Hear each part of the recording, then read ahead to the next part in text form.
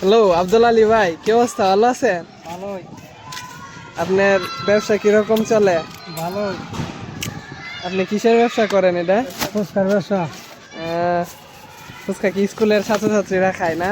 7 টাকা গ্রামবাসীর একটা। আহ, এই যে আমাদের পৈলনপুর সরকারি প্রাথমিক বিদ্যালয়, নোয়াকান্দি পৈলনপুর সরকারি প্রাথমিক বিদ্যালয়ের সামনে এই যে একজন ভাই আব্দুল আলী, উনি হচ্ছে ফুচকা বিক্রি করেন।